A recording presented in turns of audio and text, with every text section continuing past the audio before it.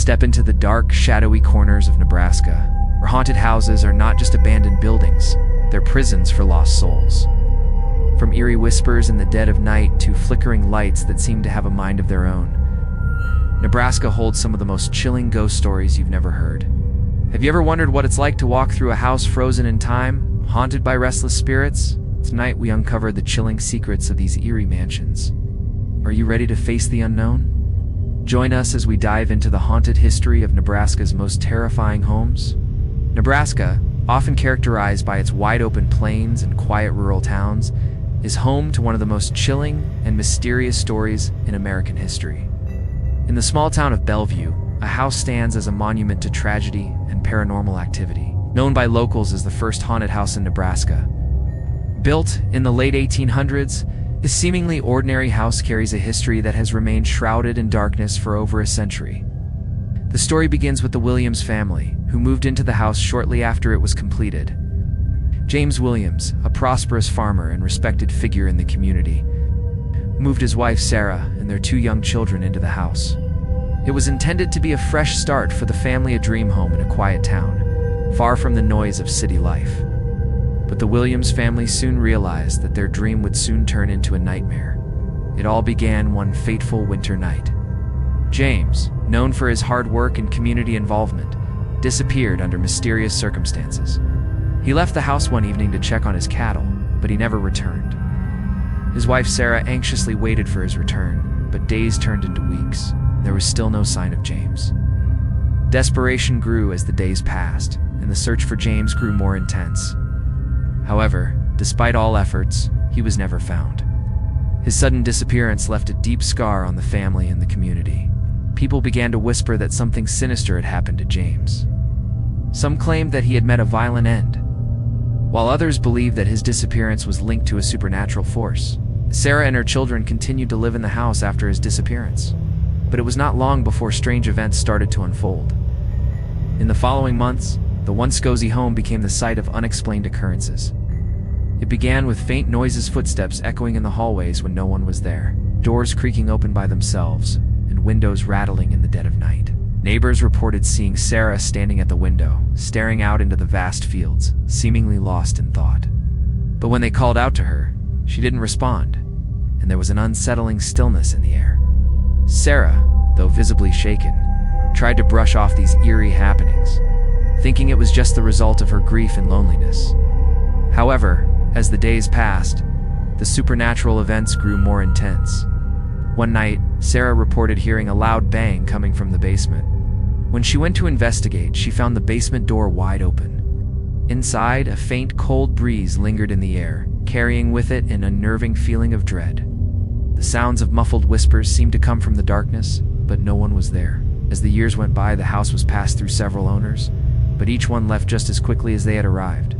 People who tried to live there reported feeling a constant presence, as if someone or something was watching them. Many believed it was the restless spirit of James Williams, forever trapped in the house due to the tragic and unresolved circumstances of his disappearance.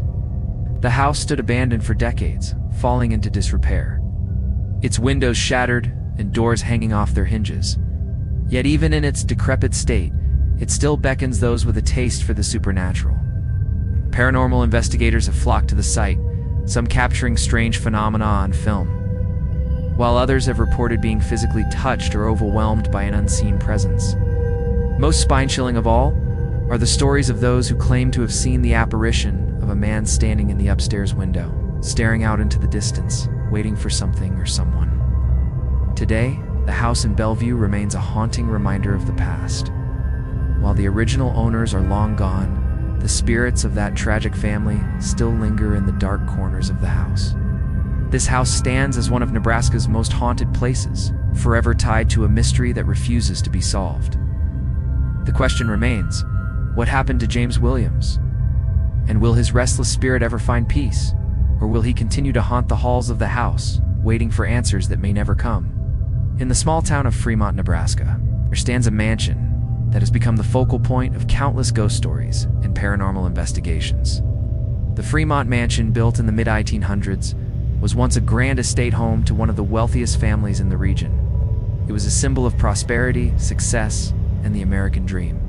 However, despite its beautiful design and rich history, the mansion has become infamous for its association with strange occurrences, eerie sightings, and its tragic history.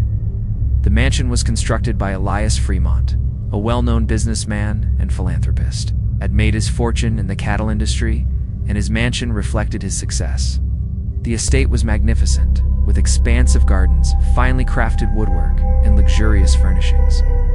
Elias, along with his wife Elizabeth and their 3 children, lived in the house for many years. The Fremonts were beloved in the community, known for their charitable works and involvement in local politics.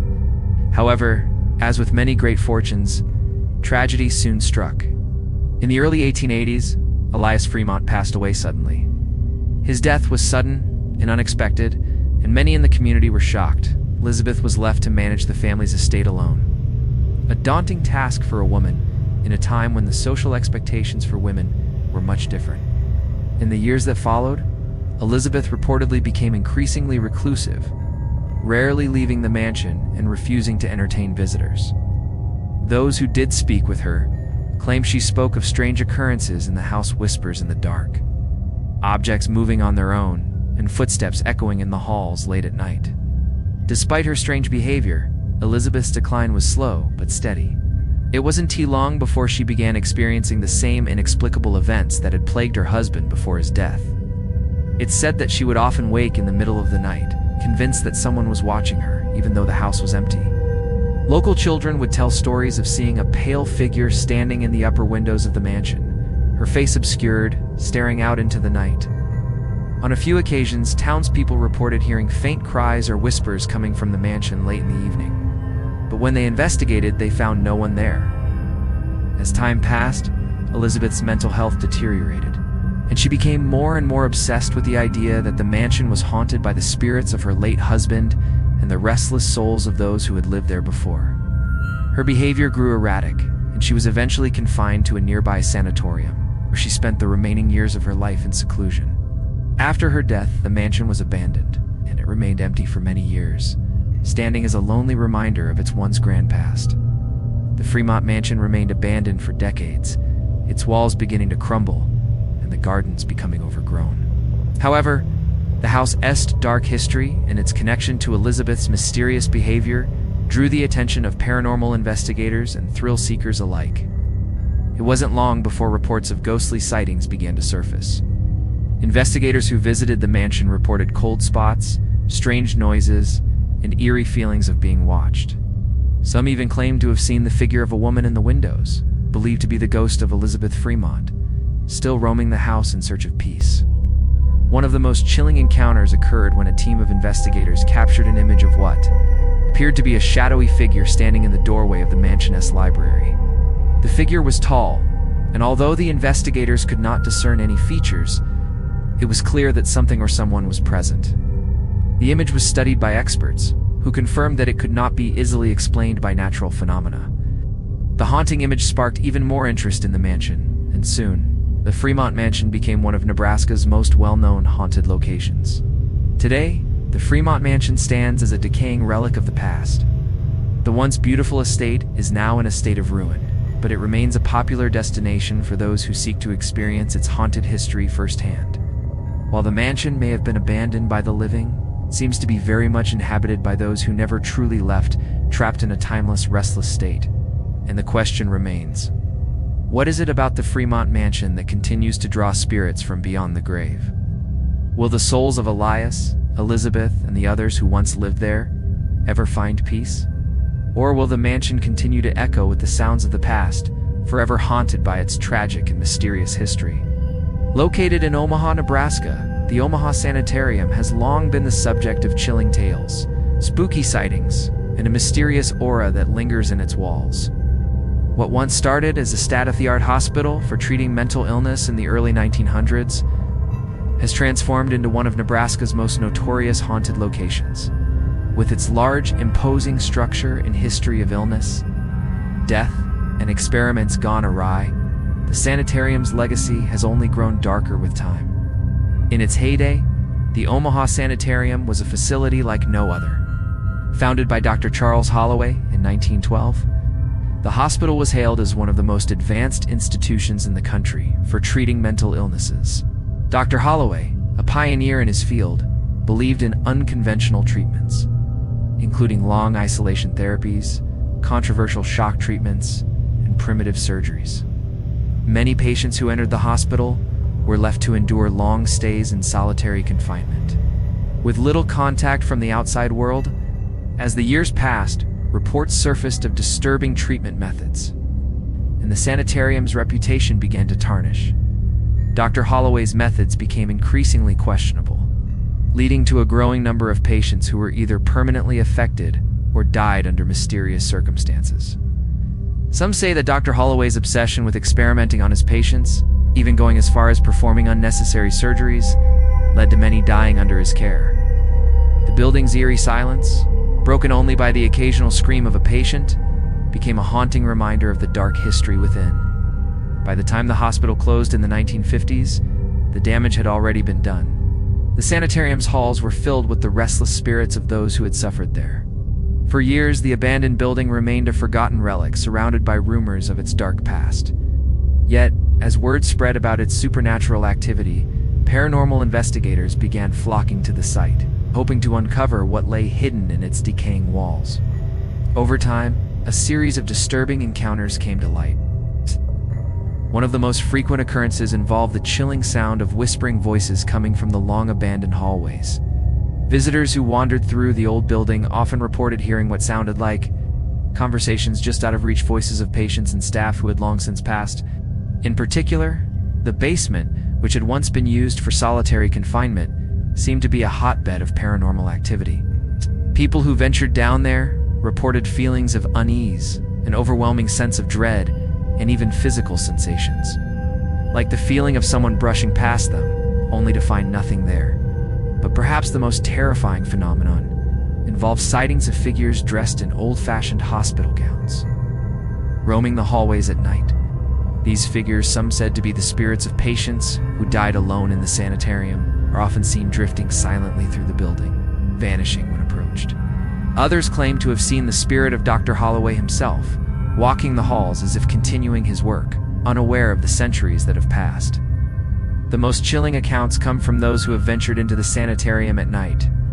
They describe the overwhelming feeling of being watched by unseen eyes, accompanied by sudden drops in temperature. Some visitors have even reported objects moving on their own, including doors slamming shut and lights flickering.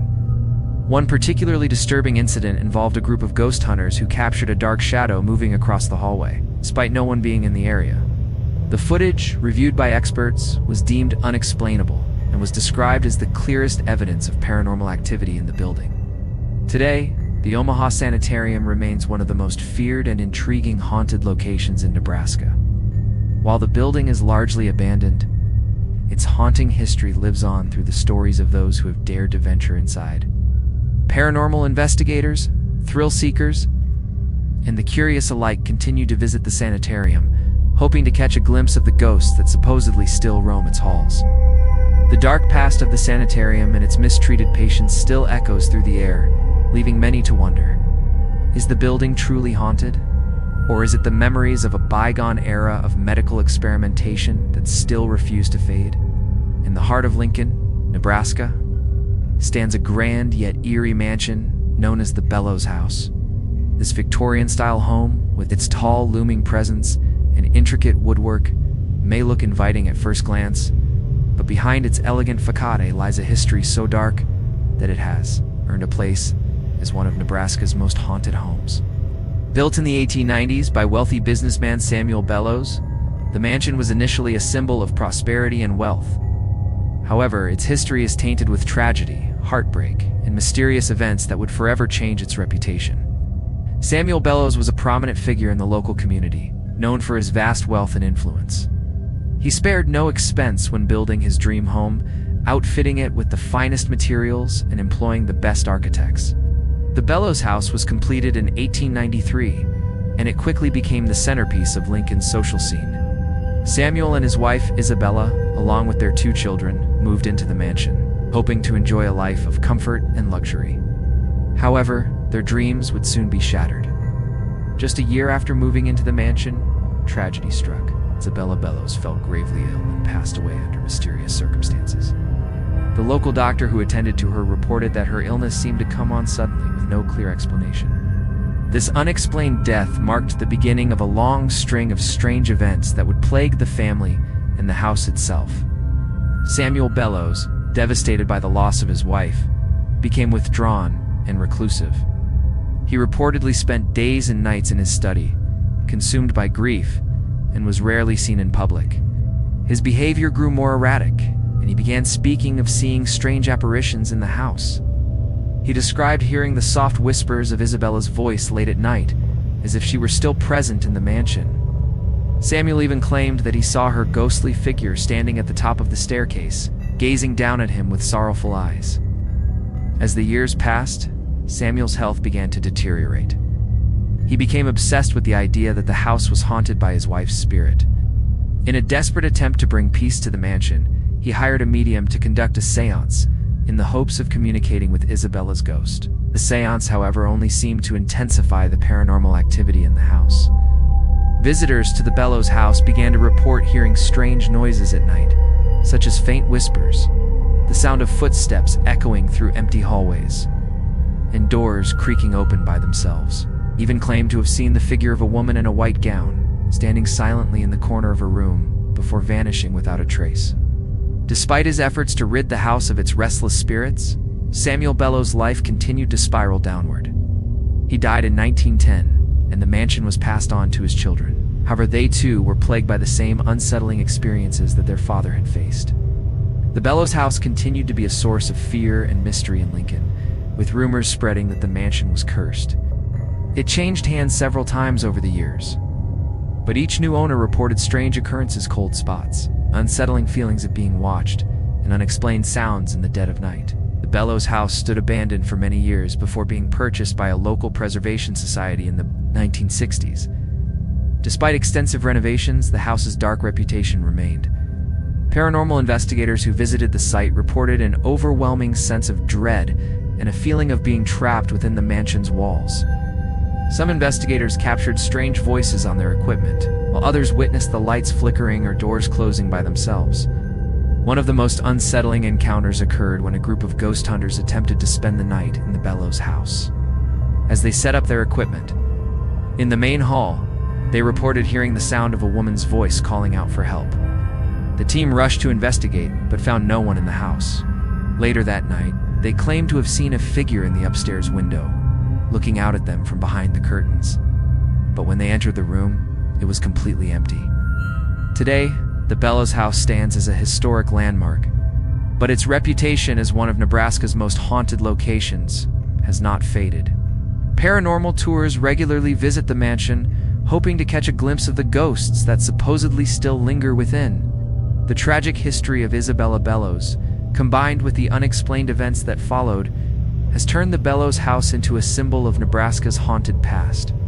Whether it's the spirit of a grieving wife or something darker that haunts its halls, the mansion remains a testament to the eerie and unexplained forces that have left their mark on this once grand estate. In the small town of Kearney, Nebraska, there lies a house known for its unsettling aura and a history filled with dark secrets. The Hummel House, once a stately home owned by a prominent local family, has gained notoriety as one of the most haunted places in the state. With its Gothic architecture, towering windows, and weathered exterior, it stands as a ghostly reminder of a time long past. However, its reputation as a place plagued by the supernatural began not long. After it was first built in the early 1900s, the house was originally constructed by a wealthy businessman named Henry Hummel. Hummel was known for his vast land holdings and his involvement in local industry. But it was his construction of the Grand Hummel House that truly left a mark on Kearney. Built in 1905, the house was a symbol of his success. It was designed to be a family home, complete with opulent furnishings, grand staircases, and spacious rooms. For a time, the Hummel family lived in luxury, hosting lavish parties and becoming pillars of the community. However, the Hummel family's story was not one of happiness. Tragedy struck in 1912 when Henry's wife, Eleanor, fell ill under mysterious circumstances. It was said that she had developed a fever that doctors couldn't explain. and despite the best efforts of physicians from across the state, she passed away within a matter of days. Her sudden death left Henry heartbroken, and the once vibrant house was filled with an overwhelming sense of loss. After Eleanor's death, the house seemed to change. It no longer felt like a home, but a place filled with sorrow and despair. Soon after Eleanor's death, strange events began to unfold within the house. The Hummel children, 2 young girls and a boy, reported seeing strange figures at night, shadowy shapes that would move across the rooms, vanishing as quickly as they appeared. They described hearing whispers in the dark and feeling as though they were being watched. Their father, Henry, dismissed their stories, attributing their fears to the recent loss of their mother, but the unsettling occurrences persisted. The most disturbing reports came from the family's staff. The Hummels employed several servants to help manage the house, but over the years, many of them claimed to experience inexplicable events. Some reported hearing footsteps behind them, only to turn around and find no one there. Others claimed to have seen the ghostly figure of a woman in white wandering through the halls late at night. These eerie occurrences grew more frequent, and as word spread, the once bustling Hummel house became a place that locals began to avoid. Despite the growing rumors of supernatural activity, the Hummel family continued to live in the house for many years. However, tragedy struck again in 1925, when Henry Hummel himself died under suspicious circumstances. Some say that he fell down the grand staircase in the middle of the night, though there were no witnesses to confirm the event. His sudden death added another layer of mystery to the house's dark history, and the Hummel children were left to live in the house without their parents. After the Hummels left, the house changed hands several times, but none of the new owners stayed long. Each reported strange occurrences, cold spots, inexplicable noises, and objects moving on their own. Many even claimed to feel a cold, oppressive atmosphere within the house, as though the weight of its tragic history hung over it like a dark cloud. By the 1970s, the Hummel house was abandoned, and it began to fall into disrepair. The once grand mansion became a decaying relic of the past, its windows shattered and its paint peeling. Yet despite its state of ruin, the house continued to attract paranormal investigators, each hoping to uncover the truth behind the strange occurrences that had plagued the Hummel family for decades. In recent years, the Hummel house has become a popular destination for ghost hunters and thrill seekers alike. Paranormal teams who have visited the site report experiencing an overwhelming sense of dread and unease. Many have claimed to see a figure of a woman dressed in white wandering the halls, while others have captured strange, shadowy figures on their cameras. The most chilling encounter occurred when a group of investigators captured a series of mysterious footsteps echoing through the empty house, despite the fact that no one was present at the time. The Hummel house remains one of Nebraska's most haunted locations. Whether it is the spirit of Eleanor, still mourning her untimely death, or something more sinister that lurks in the darkness, the house continues to be a place of mystery and fear. Its tragic past, and the unresolved spirits of the Hummel family ensures that the mansion will remain forever haunted by the ghostly presence of its former occupants. The Hummel house stands as a reminder that some places hold the shadows of the past, and sometimes those shadows never leave. Nestled in the rolling hills of Nebraska's countryside, Bluffs Ranch is a sprawling, historic estate with a history as rich as its haunted past. The ranch, once a thriving cattle operation, is now largely abandoned, yet it remains one of the most famous and terrifying haunted locations in Nebraska. The stories surrounding Bluffs Ranch are not just about the eerie noises or shadowy figures seen by visitors. They are about the very land itself, which seems to hold the spirits of the past within its borders. The Bluffs Ranch was established in the 1860s by the Thompson family, pioneers who settled in Nebraska with hopes of creating a prosperous life through cattle farming. The family worked hard to turn the land into a successful operation, building a large farmhouse that would serve as their home and base of operations. For many years, the Thompson family lived a quiet and peaceful life, their farm thriving and their cattle operation growing. However, their success was not without its challenges, and a series of unfortunate events soon began to cast a shadow over the ranch. In 1875, a series of bizarre incidents began to occur that would forever change the fate of the Thompson family. It started with the sudden, unexplained death of Benjamin Thompson, the patriarch of the family. Benjamin had been in good health, and his sudden death left his wife, Margaret, and their 2 children devastated. Local doctors could not determine a cause of death, and rumors began to spread that Benjamin had been the victim of foul play. Some whispered that the ranch was cursed, and others believed that the land itself had turned against the family. As time passed, strange occurrences began to unfold on the ranch. Margaret, grief-stricken over her husband's sudden death, began to experience disturbing visions. She would often claim to see the figure of Benjamin walking around the ranch at night, his ghostly figure illuminated by the pale moonlight. She described seeing his face pale and gaunt staring out from the windows of their farmhouse, and hearing his footsteps echoing through the empty halls. Many of Margaret's neighbors dismissed her claims, chalking them up to grief, but those who lived close to the ranch began to hear strange noises at night, shuffling footsteps, soft whispers, and the distinct sound of a door creaking open and slamming shut. As Margaret's health began to deteriorate from the weight of her sorrow and the strange occurrences, her 2 children were forced to take over the management of the ranch. But soon, they too began experiencing the same unsettling phenomena. One of the children, Henry Thompson, reported seeing dark figures moving across the fields late at night, figures that seemed to watch him from a distance. The family tried to continue their work, but it became increasingly difficult as the ranch began to deteriorate. The once thriving operation began to fail, and it was soon abandoned, left to crumble in silence.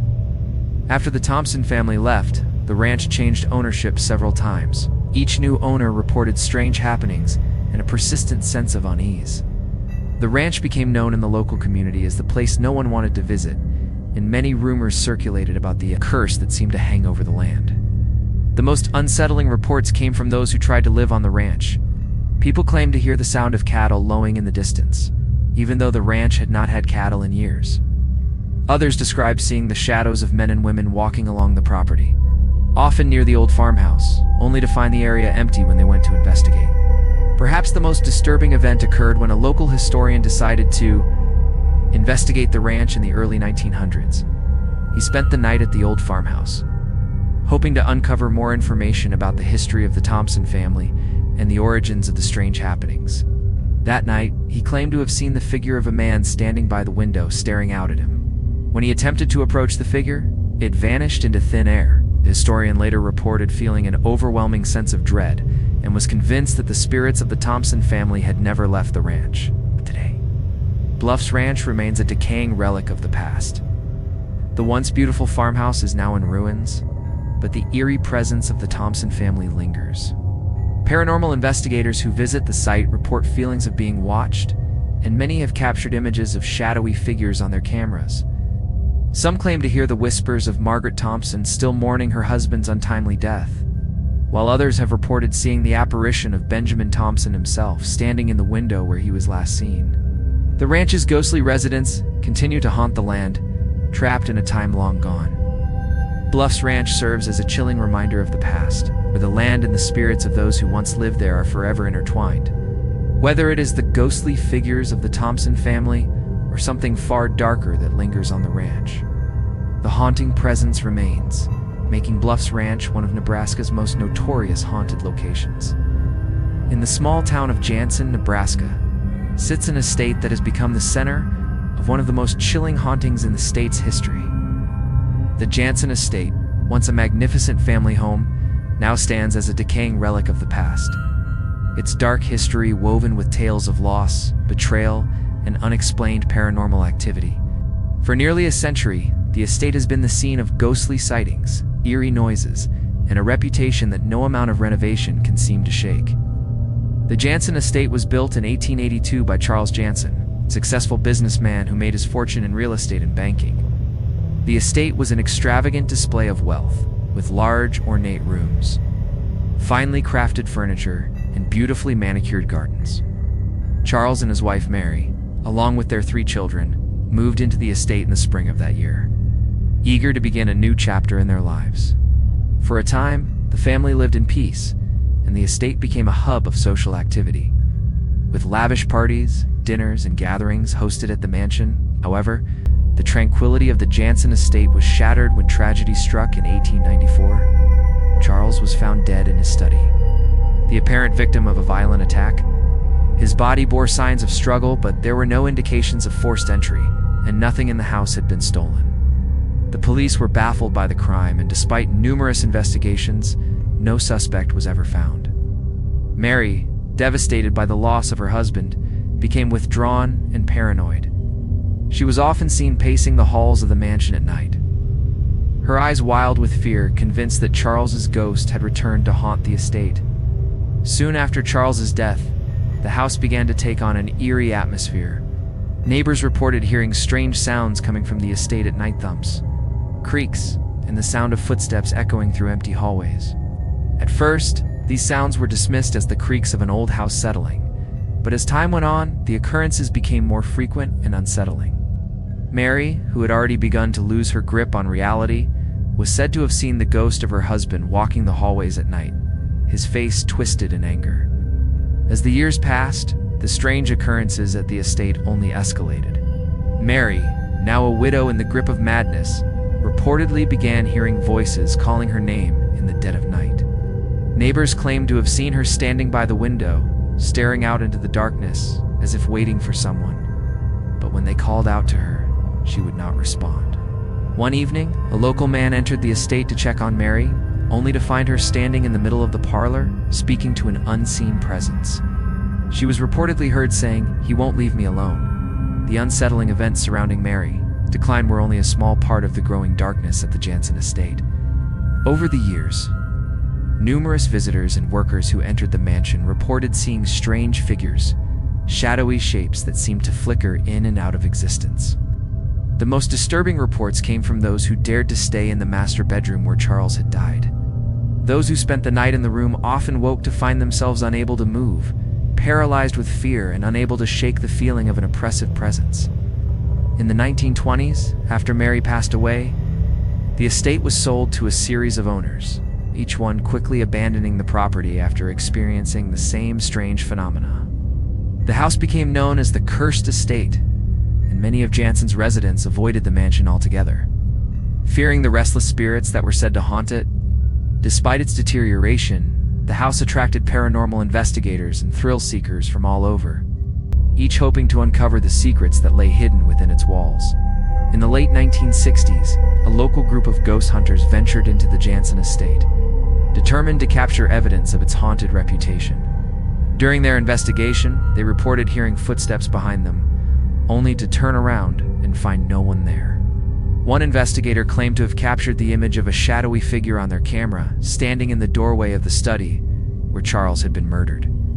The figure appeared to be wearing a suit and standing still, its face obscured by shadows. When the investigator tried to approach, the figure vanished, leaving only the eerie sensation that it had never been there at all. Today, the Jansen estate stands as a dilapidated reminder of its once glorious past. The house is now abandoned, its walls crumbling, and its windows shattered. Yet despite its decay, the mansion remains one of Nebraska's most famous haunted locations. The ghostly figures of Charles and Mary Jansen are still said to roam the estate, trapped in an endless loop of grief and anger. The cries of Mary calling out for her husband can still be heard in the dead of night, as she waits for a reunion that may never come. The Jansen estate is a chilling reminder that some spirits refuse to leave the places they once called home. Whether it's the ghost of a betrayed husband or a grieving wife, the mansion continues to carry the weight of its tragic past, its haunting legacy refusing to fade away. In the quiet, rural town of Broken Bow, Nebraska, there once stood a home that became the epicenter of a chilling mystery that continues to haunt the area to this day. The Miller family, who moved into the house in 1907, seemed to live a peaceful life at first. However, their story took a terrifying turn when the entire family mysteriously vanished in the dead of night, leaving behind nothing but unanswered questions and a house that would soon become a magnet for paranormal activity. The Millers, a hardworking farming family, had recently moved to Broken Bow from a neighboring state, seeking to start fresh. Their new home, a modest two-story farmhouse, sat on a plot of land surrounded by dense woods. To their neighbors, the Millers seemed like the perfect family, kind-hearted, well-liked, and hardworking. They had 2 young children, a boy and a girl, and the family was active in the local community, attending church every Sunday and hosting gatherings for their neighbors. But all that changed on a warm autumn night in 1912. The last time anyone saw the Millers was the evening before their disappearance. They had hosted a small dinner for friends and neighbors, a gathering that seemed like any other. After the guests left, the family retired for the night, and nothing seemed out of the ordinary. However, when the neighbors arrived the next morning to check on them, they were shocked to find the house eerily quiet. The front door was wide open, the kitchen table still set with dishes, and a fire still burning in the hearth. But the family was going to know signs of struggle. No indication of where they might have gone, and no belongings missing. It was as if they had simply vanished into thin air. The local authorities were called, and an extensive search was conducted.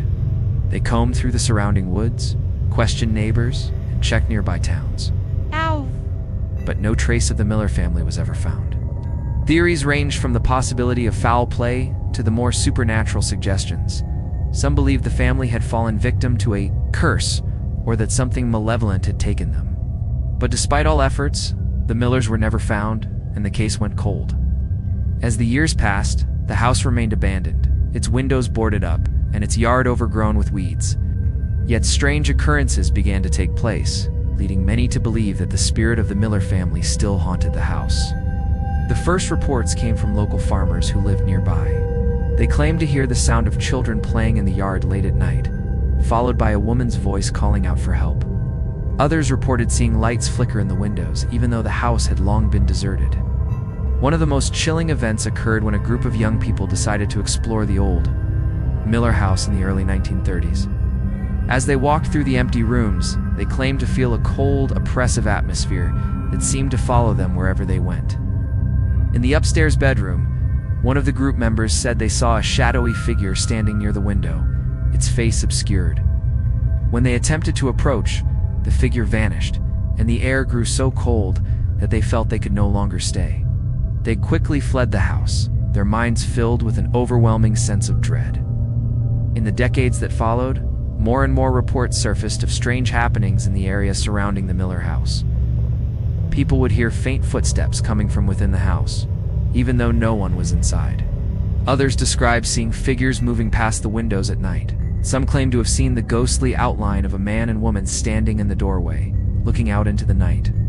Paranormal investigators began to visit the house, hoping to uncover the truth behind the Millers' disappearance. Some claimed to have captured strange voices on their recording equipment, including the sound of a woman crying and children's laughter. One investigator reported seeing an old-fashioned rocking chair move on its own, as though someone unseen was sitting in it. The most chilling encounter came when a team of ghost hunters conducted a late-night investigation in the house. As they entered the living room, they reported feeling a sudden drop in temperature, followed by a gust of wind that slammed the door shut behind them. The investigators quickly left the house, terrified by the sensation of being trapped by something malevolent.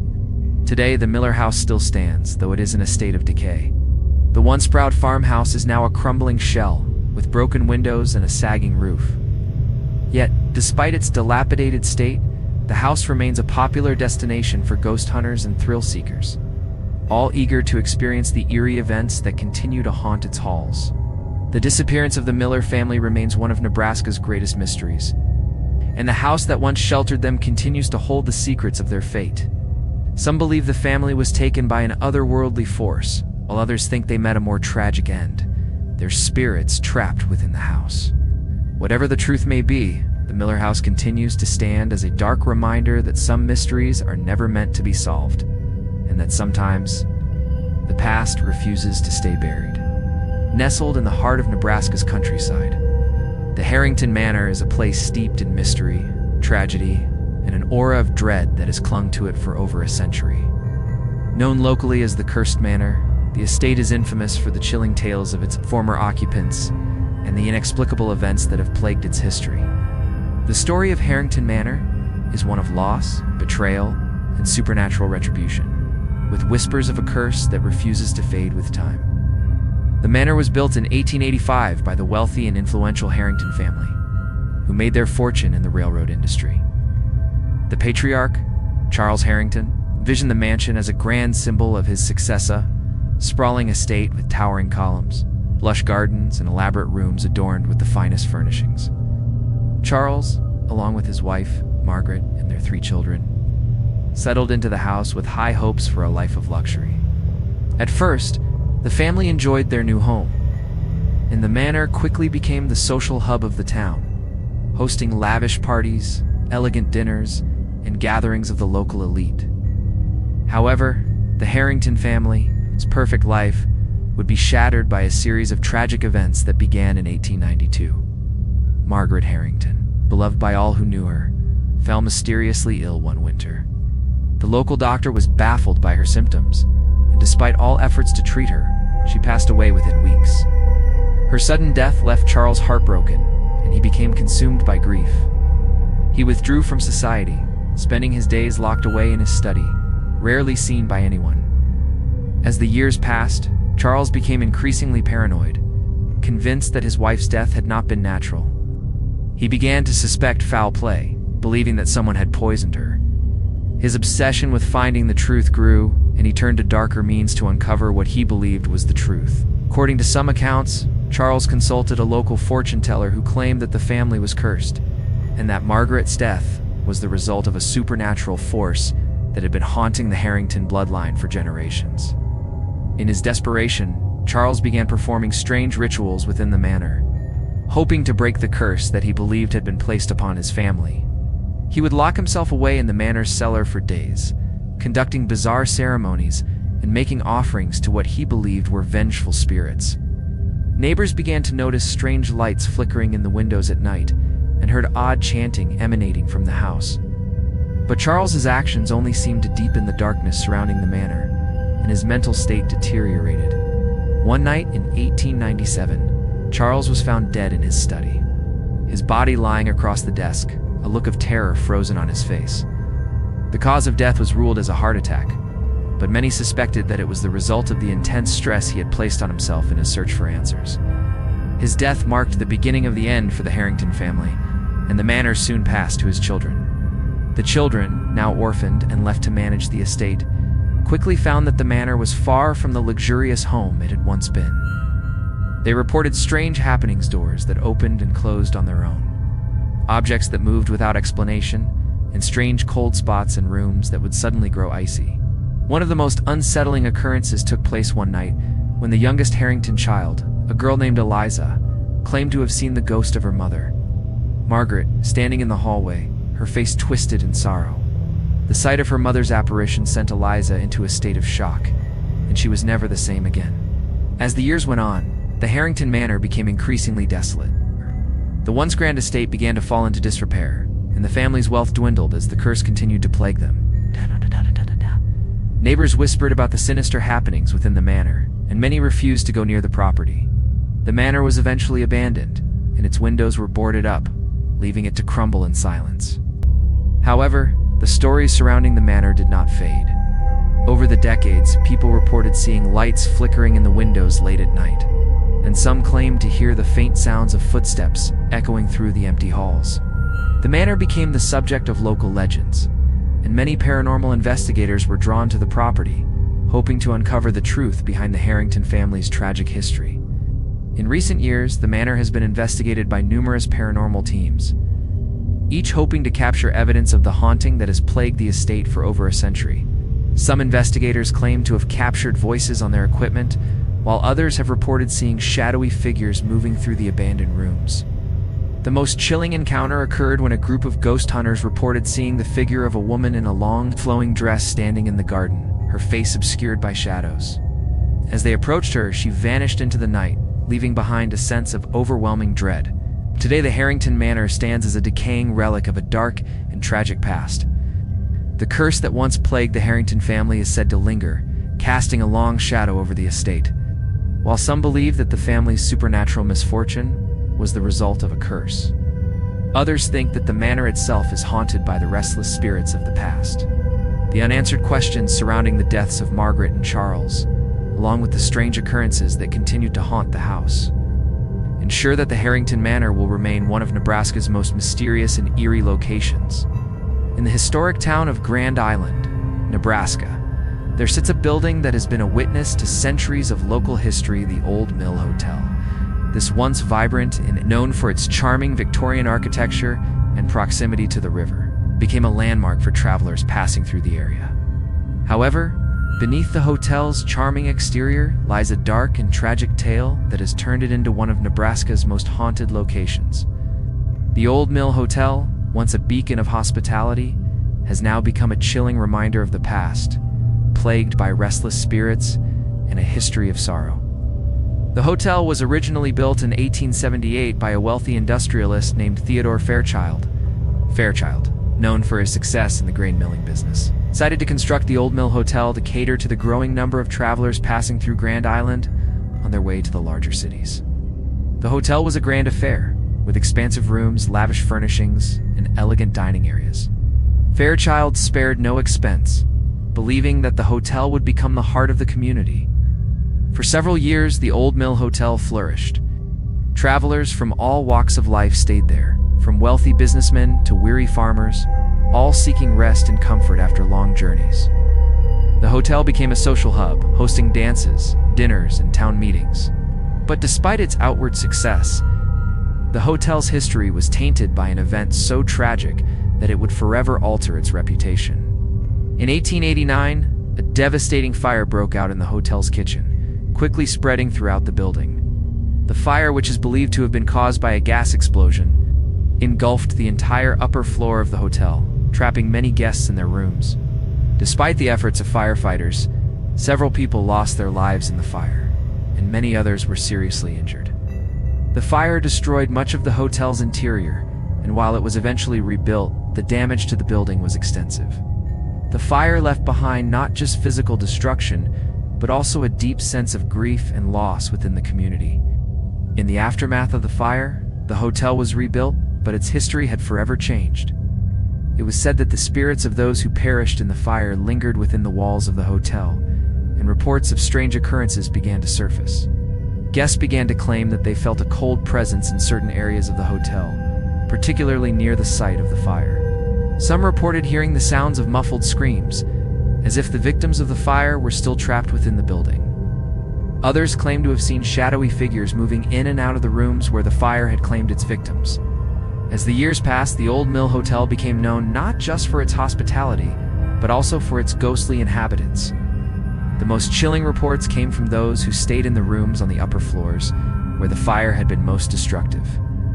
Guests often reported hearing the sound of footsteps in the hallways late at night, followed by the smell of smoke, despite there being no fire. Some claimed to have seen figures standing in the hallways, their faces obscured by shadows, as if the souls of those who had perished in the fire were still wandering the hotel. In the 1920s, a young woman named Lily Andrews stayed at the Old Mill Hotel with her family. Lily, a schoolteacher visiting from out of town, had heard rumors about the hotel's haunted reputation, but dismissed them as mere superstition. That was until she had a terrifying encounter in room 314, which was located near the site of the original fire. Lily awoke in the middle of the night to the sound of heavy breathing beside her bed. When she turned to see who it was, she saw the figure of a man, his body covered in soot and ash, staring at her with empty eyes. Before she could scream, the figure vanished into thin air, leaving behind the smell of smoke and an overwhelming sense of fear. Lily fled the hotel that very night, and her account of the haunting was widely circulated. Adding to the growing legend of the Old Mill Hotel, in recent decades, the Old Mill Hotel has undergone several renovations, but the paranormal activity has not ceased. Paranormal investigators from around the world have visited the hotel, hoping to capture evidence of the hauntings. Many report experiencing the same sensations: cold spots, strange noises, and the feeling of being watched. Some claim to have seen the apparition of a woman in a long flowing dress, believed to be one of the fire's victims, wandering the hallways late at night. Others have reported hearing the sounds of children crying in the rooms where families had perished in the fire. Today, the Old Mill Hotel remains a popular destination for both tourists and ghost hunters. While the building is still operational as a hotel, it continues to carry the heavy burden of its tragic past. Guests who stay there often leave with stories of strange happenings. Many believe that the hotel's dark history is forever tied to the spirits of those who lost their lives in the fire. The Old Mill Hotel serves as a haunting reminder of the past, where the flames of tragedy still linger in the walls, and the ghosts of the lost continue to wander. In the heart of Nebraska's rolling plains, there stands an old farmhouse that has become infamous for its eerie presence and the dark history that surrounds it. The Cooper farmhouse, located just outside of a small rural town, was once a thriving farm and home to a hardworking family. However, its legacy is now defined by strange occurrences, ghostly apparitions, and whispers of a curse that has followed the Cooper family for generations. The Cooper family, led by patriarch Thomas Cooper, settled on the farm in the early 1900s. Thomas, a man of great ambition, worked tirelessly to build a prosperous farm, raising cattle and growing crops. His wife, Clara, and their 2 children, Henry and Emily, helped with the chores, and the family became well known in the area for their work ethic and kindness. For years, the farm flourished, and the Coopers were the picture of success and happiness. However, in the winter of 1913, tragedy struck the family, changing the course of their lives forever. One cold evening, as a fierce blizzard raged outside, Clara Cooper fell ill with a fever that quickly worsened.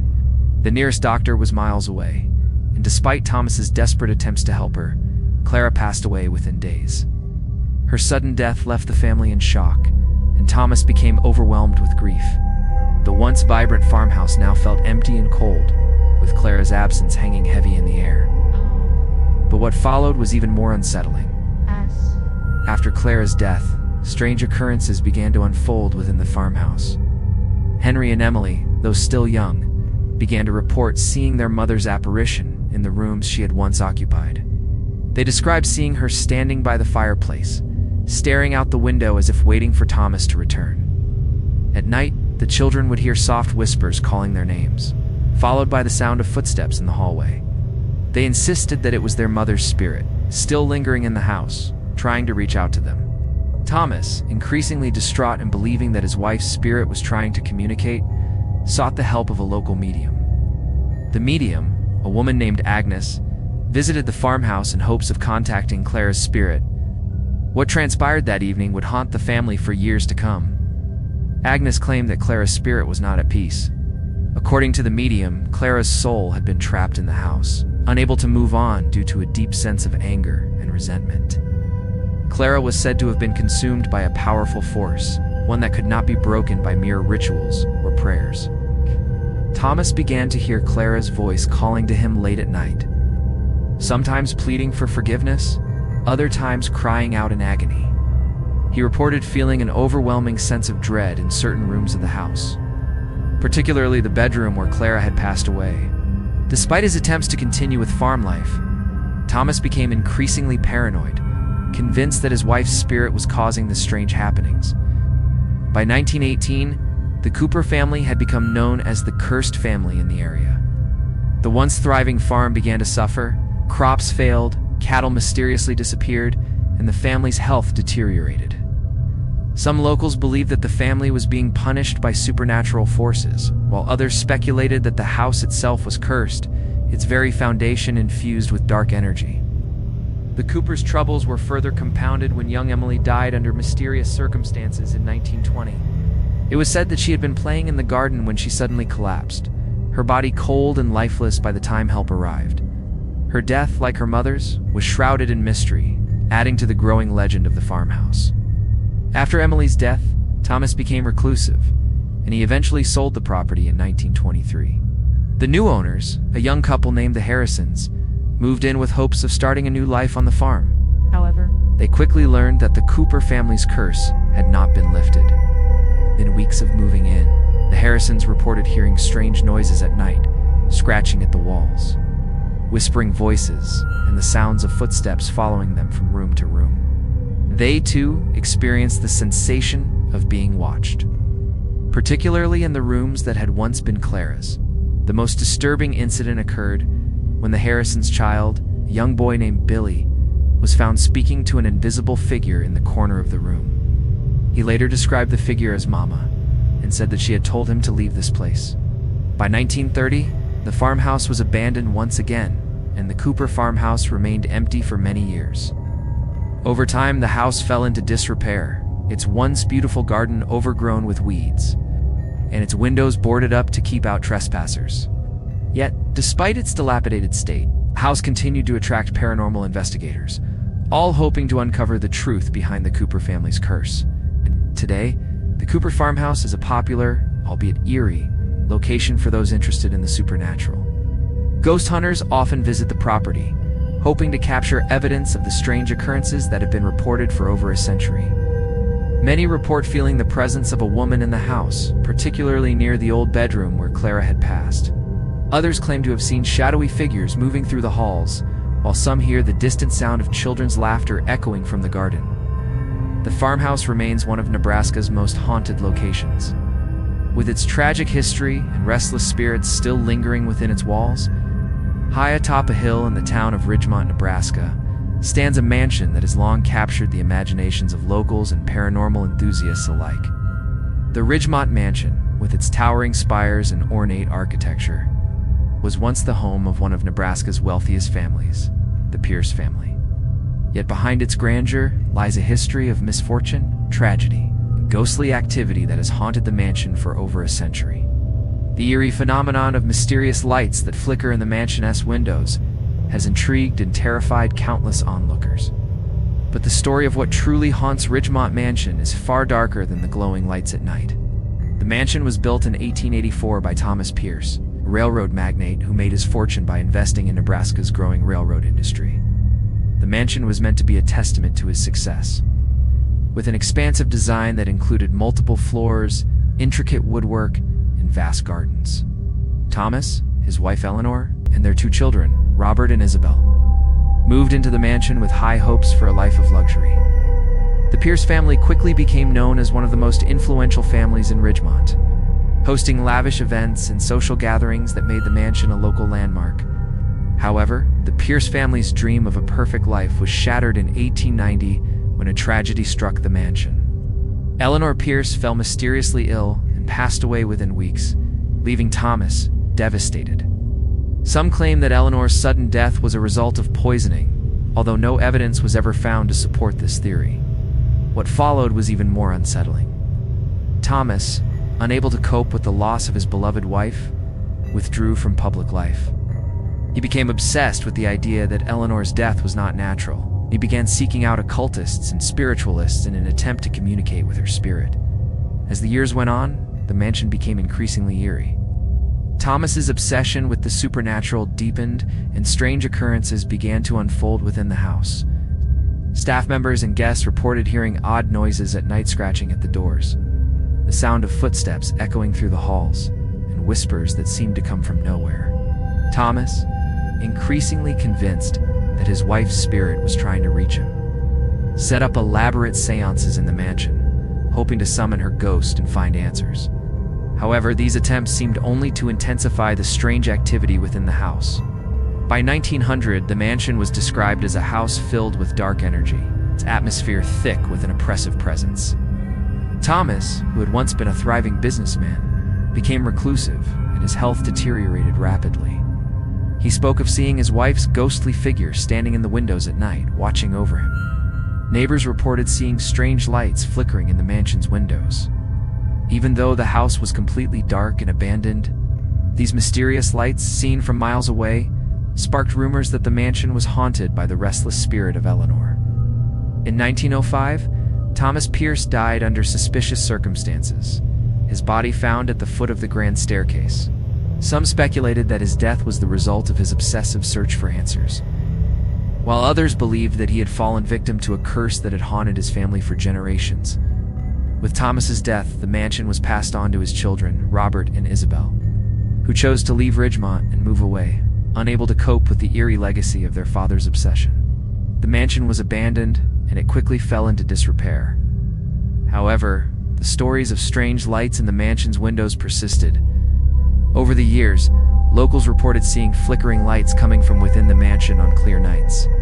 Some described the lights as moving, as though they were being carried through the house, while others claimed that the lights would appear at odd hours, shining brightly despite the lack of power. The most eerie occurrence happened one foggy evening in 1922, when a group of travelers passing by the mansion stopped to investigate. They reported seeing a shadowy figure standing in the window, watching them. When they approached, the figure disappeared, and the lights in the windows flickered violently before going out. As the years went by, the mansion became a symbol of Ridgemont's haunted history. Paranormal investigators began to visit the site, hoping to capture evidence of the strange phenomenon that had plagued the mansion for so long. Many reported feeling an overwhelming sense of dread as they approached the mansion, and several claimed to have heard faint whispers emanating from the upper floors. Some captured strange images of glowing orbs, while others heard footsteps pacing in the halls. Despite the house being empty, the Ridgemont mansion still stands today, its walls crumbling and its windows boarded up, but it remains a place of fascination for those interested in the paranormal. The mysterious lights that continue to flicker in the windows are just one part of its eerie legacy, but they serve as a reminder of the mansion's tragic past and the restless spirits that continue to haunt it. The mansion, forever tied to the Pierce family's loss, remains a testament to the belief that some houses carry with them the memories of the past, memories that never truly fade. Located just outside of the small town of West Point, Nebraska, lies the old Barnhill Plantation, a sprawling estate once known for its beauty and agricultural success. Now, however, it stands as a decaying monument to tragedy, mystery, and a haunting legacy that has plagued the Barnhill family for generations. The plantation's eerie reputation stems not just from its dilapidated state, but from the dark history of the family that once lived there and the curse that seemed to follow them throughout their lives. The Barnhill family first arrived in Nebraska in the mid-1800s. After acquiring large plots of land through the Homestead Act, the patriarch, Samuel Barnhill, was a determined and ambitious man, intent on turning the barren land into a thriving farm. By the late 1800s, the plantation had become a symbol of success. The Barnhill family was wealthy, well-regarded, and known for hosting extravagant parties and gatherings in their grand home, which stood proudly at the center of the estate. The family's fortunes appeared limitless until tragedy struck in 1895. It all began when Samuel's wife, Elizabeth, fell ill with what doctors described as a mysterious illness. Despite the best medical care available at the time, Elizabeth's condition worsened. She passed away after several months of suffering. Her sudden and unexplained death left Samuel devastated. He withdrew from his business dealings, and the plantation's once thriving operations began to decline. But it was indeed just the business that was in turmoil. Strange happenings began to occur within the Barnhill home. Samuel's children, Helen and James, reported seeing their mother's apparition in the house after her death. They claimed that Elizabeth's ghost would appear at the foot of their beds at night, looking at them with sorrowful eyes before disappearing into the walls. At first, these sightings were dismissed as products of grief, but as the occurrences became more frequent, local residents started to speak of a curse that had befallen the Barnhill family. The curse, it was believed, had been placed upon the family by an unknown source. Some locals speculated that Elizabeth's death was not natural, but the result of foul play. A popular theory was that Samuel had killed her out of jealousy, and in her death he had inadvertently brought a curse upon his family. This belief was fueled by the strange, tragic events that began to plague the Barnhills after Elizabeth's passing. In 1897, Samuel's son, James, was found dead under mysterious circumstances in the barn. His death was officially ruled an accident, but many in the town believed otherwise. Some said that James had been involved in a violent altercation with his father over the direction of the plantation. Others whispered that James's spirit had been angered by the curse and had met a violent end as a result. The Barnhill plantation quickly fell into disrepair after James's death, and Samuel became reclusive, rarely seen in town. As the years passed, the Barnhill family's wealth diminished, and the estate was passed to distant relatives who sought to keep the plantation alive. Yet strange things continued to happen on the property. The new owners reported hearing the sounds of footsteps in the barn late at night, and some claimed to have seen the ghostly figure of a woman dressed in mourning attire, wandering the plantation grounds. Most disturbing of all was the constant flickering of lights in the windows of the house, even when no one was inside. In the early 1900s, a group of paranormal investigators visited the old Barnhill plantation to document the supernatural activity. They reported capturing strange images on film, including the image of a man standing by the barn, staring into the distance. When they attempted to approach, the figure vanished. Other investigators reported hearing faint cries coming from the barn at night. followed by the sound of a door creaking open on its own. The eerie noises continued to persist, and by the 1920s, the plantation was abandoned once again. Despite its state of decay, the old Barnhill plantation remains a site of fascination and fear for many. Ghost hunters frequently visit the estate, hoping to capture evidence of the haunting spirits that are said to still linger on the property. The most common sightings include the apparition of Elizabeth Barnhill, wandering through the house in search of her family, and the ghostly figure of James, still haunting the barn where he met his tragic end. Some believe that the Barnhill family's curse has never truly lifted, that the restless spirits of Samuel, Elizabeth, and James are still trapped on the plantation, unable to move on. Others claim that the house itself is cursed, that the land where the plantation stands holds a dark energy that continues to pull in the lost and the restless. Whatever the cause may be, the old Barnhill plantation remains one of Nebraska's most haunted and mysterious locations, where the past refuses to stay buried, and the spirits of the Barnhill family continue to walk the land they once owned. Hidden away on the outskirts of a small town in Nebraska lies Cedar Ridge Cemetery, a place that has become infamous for its eerie atmosphere and mysterious occurrences. While most cemeteries are quiet and somber places, Cedar Ridge is different. It has a dark and unsettling presence that has made it a subject of local legend for generations. The cemetery is not just the final resting place for those who once lived in the town. It is home to some of the most chilling stories of hauntings and unexplained phenomena in Nebraska's history. Cedar Ridge Cemetery was established in the late 1800s, serving as the burial ground for the residents of a growing community. Over the years, the cemetery expanded, with numerous tombstones marking the graves of both well-known figures and ordinary townspeople. The cemetery's peaceful appearance belies the darkness that surrounds it. For decades, locals have spoken of strange happenings at Cedar Ridge, many claiming to have witnessed ghostly figures wandering among the gravestones or heard the unsettling sounds of footsteps when no one else was around. One of the most famous legends associated with the cemetery is the tale of the forgotten tombs.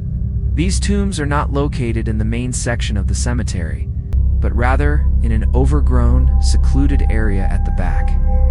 The tombs are old and weathered, many of them cracked and broken, their inscriptions nearly impossible to read. The families buried there were once prosperous members of the town, but their graves were eventually forgotten as the cemetery expanded and the community grew. It is said that those buried in the forgotten tombs have never truly found peace, and their restless spirits now haunt the area. The story of the forgotten tombs begins with the McAllister family, who were one of the founding families of the town. The McAllisters were wealthy landowners who made their fortune through farming and cattle. In the late 1800s, they built an elaborate tomb for themselves in the back section of the cemetery, a mausoleum that was designed to stand the test of time. However, tragedy struck when the entire family, including patriarch Samuel McAllister, his wife Eliza, and their 3 children, died suddenly in 1894. Some say it was a mysterious illness that claimed their lives, while others believe they were victims of foul play. Regardless of the cause, the McAllister family was buried together in the tomb they had built, and the family's story was largely forgotten as time passed. In the years that followed, the cemetery expanded, and new graves were added in front of the McAllister tomb. The once grand mausoleum was overtaken by vines and overgrowth. The McAllister family's resting place became hidden from view. But those who visited the cemetery began to report strange occurrences in the area near the forgotten tombs. Some claimed to have seen shadowy figures moving among the graves, and others described hearing faint voices or whispers coming from the direction of the tombs. The most chilling reports came from those who ventured into the overgrown section of the cemetery at night. Several people claimed to have been approached by a tall man dressed in old-fashioned clothing, who would stare at them with hollow eyes before disappearing into the darkness. As the years went on, more stories began to surface about the forgotten tombs. A local historian, curious about the strange occurrences, visited the cemetery in the 1930s to investigate the tombs further. He reported feeling an overwhelming sense of dread as he approached the McAllister mausoleum, as if something invisible was pushing him away. He also noted that the temperature around the tomb seemed significantly colder than the rest of the cemetery, and he claimed to hear a faint whisper calling his name.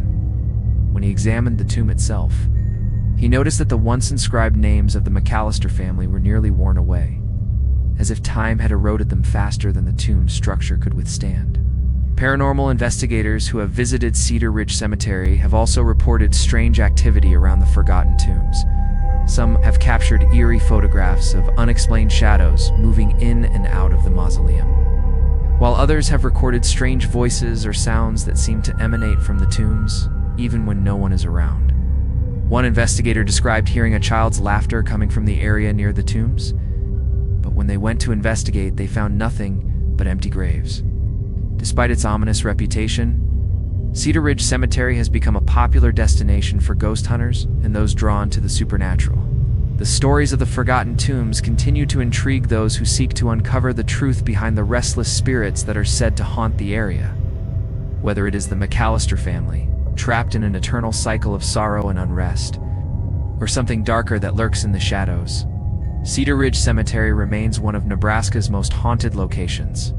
The eerie presence that lingers among the gravestones is a stark reminder that sometimes the past refuses to stay buried. Stretching across the tranquil waters of Miller Creek, just outside of Lincoln, Nebraska, stands a bridge that has long been associated with eerie tales and strange occurrences. The Miller Creek Bridge, a humble structure that once served as a passage for locals to travel between towns, is now infamous for the ghostly legend that has haunted it for generations. The bridge has become a site of terror and fascination, drawing both the curious and the brave who seek to uncover the mystery of the spirit said to roam the area. The origins of the haunting are tied to a tragic event that took place in the early 1900s. In 1904, a young woman named Mary Elizabeth Caldwell, known to the locals as Lizzie, was traveling from her family's farm to visit her sister in a neighboring town. Lizzie, who was just 19 years old, was known for her beauty and kindness, and she had a promising future ahead of her.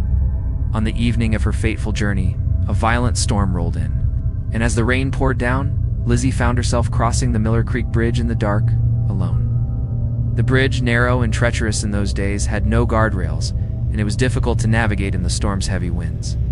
Witnesses who later came forward recalled hearing a scream echo through the night, and the next morning, Lizzie's body was found at the base of the bridge, lifeless and cold.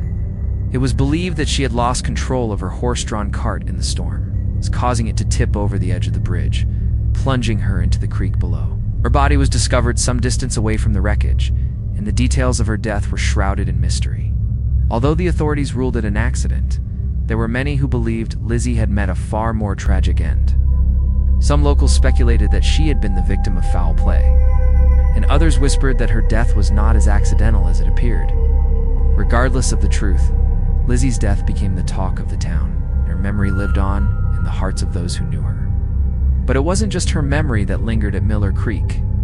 Bridget was her spirit. Shortly after her death, rumors began to spread that Lizzie's ghost had been spotted near the bridge. People claimed to have seen a figure dressed in white standing by the water at night, gazing out into the creek. Others said they heard the sound of soft crying coming from the area, only to find the bridge empty when they went to investigate. As time passed, the sightings grew more frequent, and the legend of the Lady in White was born. The figure that appeared near the bridge was said to resemble Lizzie. With flowing hair and a sorrowful expression, her presence a constant reminder of the tragic accident. The most chilling encounter occurred in the summer of 1925, when a group of teenagers decided to test the legend for themselves. They ventured to Miller Creek Bridge late at night, hoping to catch a glimpse of the ghostly figure. As they stood by the bridge laughing nervously, one of the group members noticed a strange mist rising from the creek.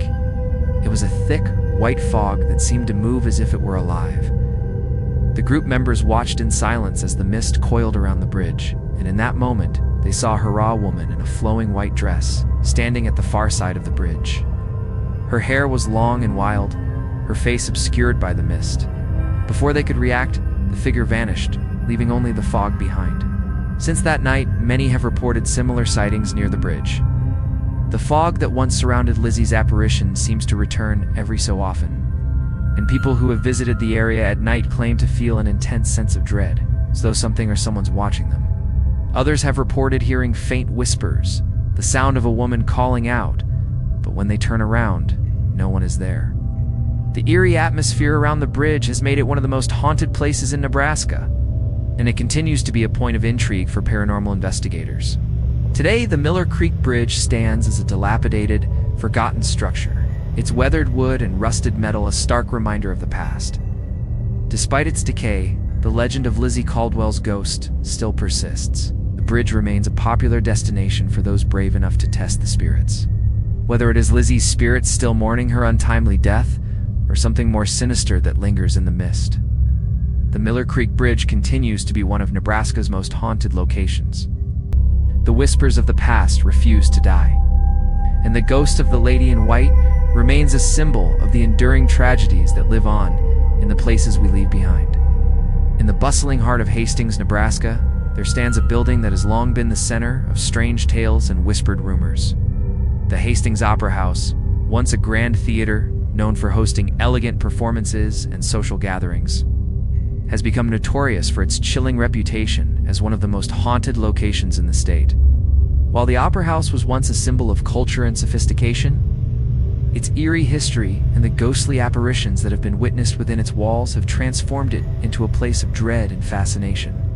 The Opera House was built in 1889 by a wealthy businessman named Samuel Hastings, who envisioned the venue as a cultural hub for the town. The building was lavishly designed, with grand balconies, ornate chandeliers, and velvet seats that could hold hundreds of theater-goers. It quickly became the center of social life in Hastings, hosting plays, musical performances, and extravagant events that brought in visitors from all around the region. The building was a shining example of opulence and refinement, and its opening night was celebrated with great fanfare. However, the grandeur of the Hastings Opera House would be overshadowed by a series of tragic events that would forever change its reputation. In the early 1900s, a series of mysterious deaths began to plague the theater. The first tragedy occurred during a sold-out performance in 1903, when a young actress named Clara Daniels, known for her beauty and talent, fell to her death from the balcony during a performance. Witnesses in the audience claimed that Clara had been performing in a scene where she was supposed to leap from one platform to another, but instead, she lost her footing and fell to the ground below. Her death was ruled an accident, but many believed that something sinister was at play. As time passed, more strange occurrences took place within the theater. In 1912, a fire broke out backstage, devastating the theater and causing significant damage to the building. Although the fire was quickly extinguished, the theater never fully recovered from the damage, and the performances became fewer and further between. Some locals claimed that the fire had been started by the restless spirits of Clara Daniels and other unfortunate souls who had met tragic ends in the theater. Despite the fire's aftermath, the Opera House was eventually rebuilt, but its reputation as a cursed location only grew stronger with time. By the 1920s, the Hastings Opera House had become a shadow of its former self. Performances had dwindled and many of the town's residents began to avoid the building, believing it to be haunted by the spirits of those who had met untimely deaths there. The ghost of Clara Daniels was said to wander the halls, her apparition appearing on the balcony where she had fallen to her death. Others claimed to hear the sound of soft footsteps in the empty hall, or the distant whisper of voices calling out from the darkness. Most disturbing of all was the sudden, inexplicable chill that would overtake the building at night, as if the spirits of the dead had returned to claim their space. In 1934, the Opera House was officially closed to the public, and the building was left abandoned. However, reports of paranormal activity continued to surface as people who lived near the theater claimed to hear strange sounds coming from the building late at night. The most unsettling event occurred in 1945, when a local historian named Harold Grayson decided to investigate the Opera House's dark history. He spent the night inside the theater, hoping to uncover the truth about the deaths and the haunting. What he discovered was enough to chill even the most skeptical investigator. Harold reported that as he sat in the balcony during the night, he saw the faint figure of a woman in a flowing white dress standing on the stage. He described her as having long, dark hair and an expression of sorrow on her face. The woman seemed to be waiting for something, her eyes fixed on the audience that no longer existed. As Harold tried to approach her, the figure disappeared into thin air. He also reported hearing a woman's voice, soft and melodic. singing a haunting tune that seemed to echo through the empty theater. When he tried to follow the sound, it vanished, leaving him with an overwhelming sense of unease. Today, the Hastings Opera House stands as a dilapidated ruin, its windows broken and its once ornate exterior covered in layers of grime. Despite its state of decay, the building remains a popular destination for ghost hunters and paranormal enthusiasts, all hoping to capture evidence of the many spirits that are said to haunt its halls. Some claim to have seen Clara Daniels' ghost on the balcony, while others have heard the sound of footsteps in the empty theater or witnessed strange lights flickering on stage.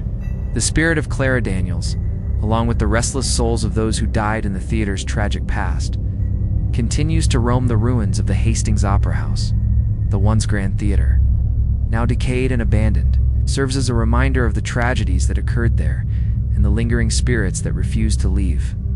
The Opera House may have been the heart of cultural life in Hastings, but now it is a place where the past never truly fades and where the echoes of the dead can still be heard. Tucked away in the small town of Beatrice, Nebraska, there stands a historic building known as the Bluebird, a charming bed and breakfast that once played host to travelers from near and far. Despite its picturesque setting, it's nestled against the backdrop of rolling hills and farmlands. The Bluebird Inn is known for its eerie reputation. The inn has been the site of strange disappearances, ghostly apparitions, and unsettling events that have puzzled locals for years. The most baffling of all is the story of the vanishing stranger, a figure who has become the subject of countless legends surrounding the inn. The story begins in 1917, when the Bluebird Inn was a popular stop for travelers heading west. Its reputation for providing a comfortable night's rest and home-cooked meals had earned it a loyal clientele. The inn was run by the friendly and welcoming Grace Harper, a widow who had inherited the establishment from her late husband. Grace was known for her kindness and generosity, and guests who stayed at the inn were treated to an unforgettable experience, often leaving with fond memories of their time spent there. One evening, a man arrived at the inn, tired and weary from his travels. Grace, ever the gracious hostess, welcomed him in and offered him a room for the night. The man, who was never fully identified, was described as being in his late 30s, with a rugged appearance and a mysterious air about him. He seemed polite enough, but there was something unusual about him, a sense of quiet intensity that made others uneasy. The man was given a room on the second floor, and he retired early for the night, as it was clear he had been traveling for a long time. The next morning, when Grace went to deliver breakfast to the man's room, she was met with a chilling discovery. His room was empty. There was no sign of him anywhere in the room, not even the slightest trace of his presence. Grace checked the hallway, the other rooms, and even the surrounding grounds, but the man was gone without a trace. His luggage, which had been left at the foot of the bed, was still there. It was as though he had vanished into thin air. Grace was left confused and worried. But the strangest part of the incident was the discovery of a small, handwritten note on the nightstand, which simply read, "I will return." Despite searching the entire inn and asking the few other guests about the man's whereabouts, no one had seen him leave. He had disappeared as mysteriously as he had arrived. Days turned into weeks, and the strange incident began to fade from the minds of the inn's regular visitors. However, the mystery surrounding the vanishing stranger would not remain forgotten for long. 2 years later, in 1919, a young couple stayed at the Bluebird Inn. They were excited to spend a quiet weekend away from the hustle and bustle of city life. One evening, as they were enjoying a drink in the inn's cozy common room, the woman mentioned a strange story she had heard about the inn. She spoke of the man who had disappeared 2 years earlier, and how people believed his ghost still haunted the place. The woman laughed it off, but her husband, who had always been a skeptic of ghost stories, began to feel an odd sense of discomfort as he listened. That night, after retiring to their room, the couple heard a soft knocking on their door. The husband, curious, opened the door, but found no one there. At first, he thought it was a prank, but as the night went on, they both began to hear faint whispers outside their window, followed by the sound of footsteps.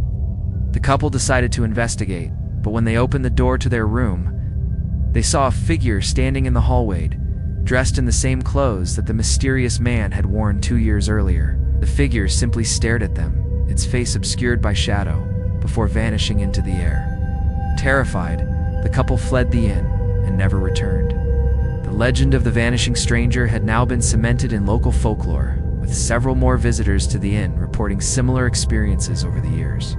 Some claim to have seen the man standing in the hallway, while others heard his footsteps in the attic or witnessed the faint outline of a figure in the window late at night. The most chilling part of the story is that the figure never speaks, only watches, before disappearing as suddenly as it appears. Today, the Bluebird Inn still stands, though it has been largely abandoned and is no longer a popular destination for travelers. However, it remains one of Nebraska's most notorious haunted locations. Paranormal investigators who have visited the site report strange occurrences, cold spots, flickering lights, and the distinct sound of footsteps in empty rooms. Some claim to have captured images of the vanishing stranger on film, while others say they have experienced the same chilling presence that has haunted the inn for over a century. The Bluebird Inn remains a place of mystery and fear, where the past refuses to stay buried. The vanishing stranger's ghost continues to walk its halls, and the question remains, who was this mysterious figure, and why does he haunt the inn? Perhaps in the silence of the night, the truth may one day be revealed. Deep in the Nebraska countryside, surrounded by vast fields and thick forests, stands the abandoned Thornhill Farm, a place once known for its flourishing crops and livestock.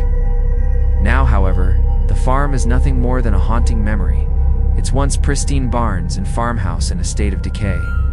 Despite its abandonment, the farm is far from empty.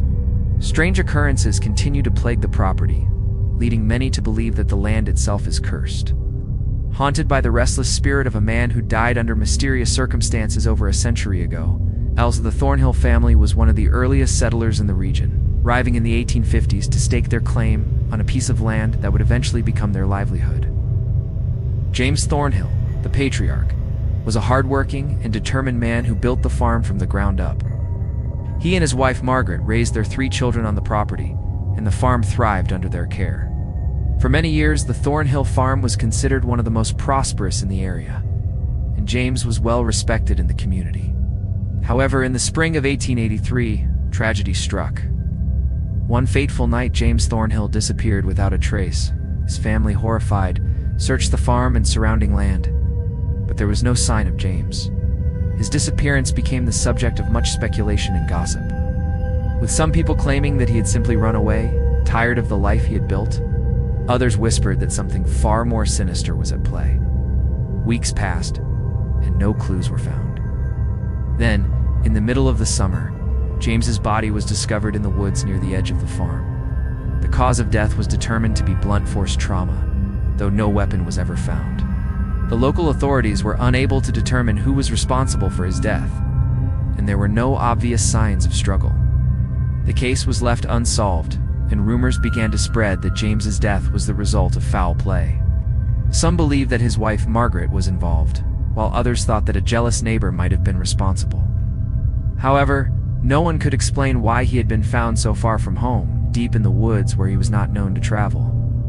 In the years following James's death, strange occurrences began to plague the Thornhill farm. Margaret, now widowed, struggled to maintain the farm on her own.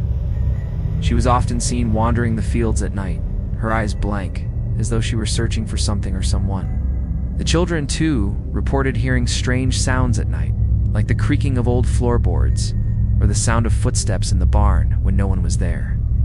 But the most unsettling reports came from those who ventured near the woods where James had been found. Several locals claimed to have seen a shadowy figure standing at the edge of the forest watching the farm from a distance. The figure was always described as tall and thin, with a dark, indistinct face. Those who had the courage to approach the figure reported feeling an overwhelming sense of dread and fear, as though the presence of the watcher was an omen of something terrible to come. But when they looked away for even a moment, the figure would vanish without a trace, leaving only the lingering feeling of being watched. By the time the 1900s arrived, the Thornhill family had abandoned the farm, unable to cope with the strange happenings and the creeping sense of dread that hung over the property. The farm was sold to a series of new owners, but each one left just as quickly as they had arrived. They reported hearing footsteps in the barn late at night, strange noises coming from the attic, and the sensation of being followed while walking the property. Some even claimed to have seen a shadowy figure standing in the window of the farmhouse, staring out at them as though it were waiting for something or someone. The most chilling encounter occurred in 1925, when a group of young adventurers decided to explore the abandoned Thornhill farm. They camped on the property, daring each other to enter the farmhouse at night. As they ventured into the old building, they reported feeling a cold, oppressive air, as though the house itself was alive with dark energy. As they reached the second floor, one of the group members, a young woman named Alice, claimed to see the figure of a man standing at the end of the hallway. The figure, dressed in old-fashioned clothes, was staring directly at her, his face obscured by shadows. Before Alice could react, the figure disappeared, leaving behind an overwhelming sense of terror. The group fled the farmhouse that night and never returned. Today, the Thornhill farm is nothing more than a crumbling ruin. The once grand farmhouse stands in disrepair, its windows shattered and doors hanging off their hinges. Yet despite its dilapidated state, property remains a point of interest for ghost hunters and paranormal investigators. Many claim to feel an eerie presence when they visit the farm, and some have reported seeing the shadowy figure at the edge of the woods. Still watching the land that was once home to the Thornhill family, is the spirit of James Thornhill, or whatever presence haunts the farm, remains a mystery.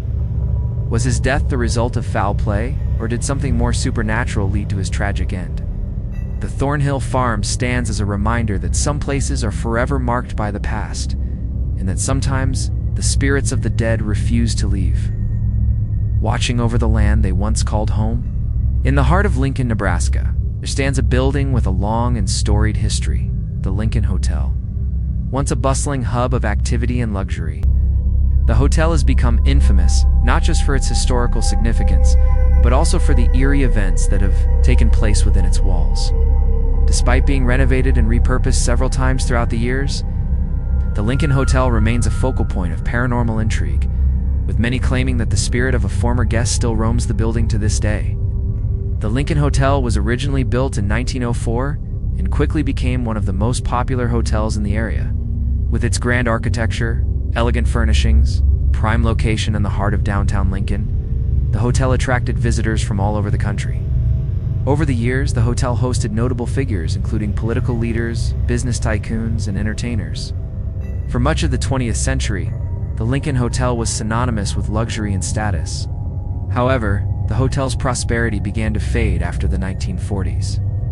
As newer, more modern accommodations were built in the city, by the 1970s, the Lincoln Hotel had fallen into disrepair, its once vibrant halls now echoing with the sounds of silence. It was during this period of decline that the hotel's haunting reputation began to take shape, with strange occurrences becoming a frequent occurrence. The story that set the foundation for the hotel's haunted legend began in 1921, when a wealthy businessman named Edward Calloway checked into the Lincoln Hotel. Calloway, who was known for his sharp business acumen and ruthless nature, was in town for a series of meetings and was staying in one of the hotel's most luxurious suites. According to reports, Calloway was a solitary man who kept to himself, often staying up late into the night working on his business deals. On the night of his death, Calloway was seen in the hotel's lobby just before midnight, pacing back and forth as though agitated by something. Reportedly had a tense conversation with one of the hotel staff before retreating to his room. The next morning, he was found dead in his suite, a look of terror frozen on his face. The cause of death was never definitively determined, but many speculated that Calloway had died from a heart attack, possibly brought on by stress or shock. Others believed that the businessman's death was the result of foul play, though no signs of violence were found on his body. Despite the mystery surrounding his death, Calloway's passing seemed to fade from public attention. But what followed was far more unsettling. Within days of his death, strange occurrences began to take place in the hotel. Staff members reported hearing the sound of footsteps late at night, followed by the sound of doors opening and closing. Some guests who stayed in the room where Calloway had died reported feeling an oppressive presence, as though they were being watched. Others claimed to have heard whispers in the dark, or seen a shadowy figure standing near the windows. As time went on, the stories of the haunted Lincoln Hotel grew more numerous. Guests who stayed in Calloway's former room claimed to have seen a figure standing at the foot of their bed, a man in a dark suit, his face obscured by shadow. The figure would disappear when they tried to approach, leaving behind an overwhelming sense of unease. Others reported hearing a faint, eerie voice calling their names, though no one was ever found when they investigated. In the years following the hotel's decline, paranormal investigators began to visit the Lincoln Hotel, eager to uncover the truth behind the growing number of supernatural reports. Some investigators claimed to have captured strange images on film, including the silhouette of a man standing near the window as though peering out into the night. Others reported feeling an intense coldness in the hotel's hallways, even in the warmest months of the year. One investigator claimed that while in Calloway's old room, they experienced a sudden drop in temperature, followed by the sensation of an unseen hand brushing against their shoulder. Despite multiple attempts to debunk the stories, the ghostly figure of Edward Calloway continues to be a common sighting in the hotel. Many locals believe that his spirit remains trapped within the building, unable to rest due to the mysterious circumstances of his death. Some even say that the hotel itself is cursed, with Calloway's restless spirit serving as a reminder that some deaths are never fully explained and some spirits never find peace. Today, the Lincoln Hotel remains an iconic landmark in the city. Though it has been renovated and repurposed into a modern office building, however, the haunting stories surrounding the hotel have not faded with time. Those who still work in the building report strange occurrences, from cold spots in the hallways to the unmistakable feeling of being watched. Some say they can still hear the faint sound of footsteps echoing through the empty rooms, while others claim to have seen a shadowy figure in the corner of their eye, an eerie reminder that the hotel's past is far from forgotten. The ghost of Edward Calloway, whether a lingering spirit or something more sinister, continues to haunt the Lincoln Hotel, ensuring that its place in Nebraska's haunted history remains firmly intact. On the outskirts of Nebraska City, a decaying structure stands as a silent witness to the passage of time, an abandoned mill that has become the subject of countless eerie tales. The old mill, once a bustling hub of industry and commerce in the 1800s, now stands in ruins, its wooden beams and rusted machinery slowly being overtaken by the forces of nature. Despite its dilapidated state, the mill is far from forgotten. Over the years, locals and visitors alike have reported strange occurrences, ghostly figures, and whispers that seem to emanate from the very walls of the mill, giving rise to the chilling legend of the Whispering Spirits. The mill was originally built in 1856 by a man named Thomas Blanchard, a prosperous businessman who saw the potential of harnessing the power of the nearby creek to grind grain and produce flour. The mill became a vital part of the local economy, providing jobs for dozens of workers and helping the town flourish. Blanchard, who had once lived in the area as a humble farmer, grew rich from the mill's success and used his newfound wealth to build an impressive estate, complete with a grand mansion overlooking the creek. For many years, the mill operated smoothly, its owners changing hands only once as the town's growth spurred further industrial development. However, in 1882, tragedy struck the mill when a devastating accident occurred that would forever change its legacy. On one fateful night, a fire broke out on the upper floors of the mill. The fire spread quickly, fueled by the dry wood and grain stored in the building. Despite the best efforts of firefighters, the mill was destroyed, and several workers lost their lives in the blaze. The exact cause of the fire was never determined, but rumors swirled that it had been started intentionally, either by a disgruntled worker or an arsonist seeking revenge. The fire left behind nothing but a shell of the once thriving mill. Though it was rebuilt in the years that followed, the mill's operations never fully recovered. The tragedy had left its mark, and the once bustling factory was now a shadow of its former self. Yet despite the rebuilding efforts, strange occurrences began to plague the mill shortly after the fire. Workers who returned to the site reported hearing the sounds of footsteps in empty rooms, the soft murmur of voices that seemed to echo through the building, faint whispering that seemed to come from the walls themselves. At first, these occurrences were dismissed as mere superstition, but as time went on, more and more people reported experiencing unsettling phenomena. The mill's new owner, a man named Edward Reynolds, was said to have heard strange voices during his late-night inspections, often hearing his name whispered just as he reached the top of the stairs. He was never able to trace the source of the whispers, but the eerie feeling of being watched haunted him, especially at night. Locals who lived nearby reported seeing strange lights flickering in the windows of the mill at dusk, even when it had long been abandoned. By the early 1900s, the mill was completely abandoned, its machinery still and lifeless. However, the tales of the whispering spirits persisted. Some believed that the souls of the workers who had perished in the fire had never left, trapped within the ruins of the building. Others believed that the spirits of the workers who had toiled for years at the mill were still present, and able to rest after the tragedies that had occurred on the site. In the 1920s, a group of ghost hunters visited the old mill to investigate the growing rumors of paranormal activity. What they encountered during their visit was nothing short of disturbing. The group reported hearing faint voices calling their names, as though the spirits of the mill's former workers were trying to communicate. In one particularly chilling encounter, an investigator claimed to have seen a figure standing in the doorway of the mill's upper floor. The figure, dressed in old-fashioned clothing, appeared to be staring down at them, its face obscured by shadows. When the investigator attempted to approach, the figure disappeared into thin air, leaving behind only the unmistakable sound of footsteps fading into the distance. Today, the old mill stands abandoned, a decaying relic of the past. The once grand building is now in ruins, its windows shattered, its doors rotting. Despite its deteriorating state, the mill remains a place of fascination for paranormal enthusiasts. Those who dare to visit often report hearing whispers and footsteps in the empty halls, while others claim to have seen the ghostly figures of the workers who once toiled there. The air around the mill is thick with an oppressive energy, and many say that the spirits of the workers continue to watch over the site, their whispers lingering in the wind. The old mill, with its tragic past and lingering spirits, serves as a chilling reminder that some places are forever marked by the events that took place within them. The whispering spirits, trapped in the walls of the mill, continued to haunt the land, their voices carried by the wind as a testament to the tragedy that occurred over a century ago.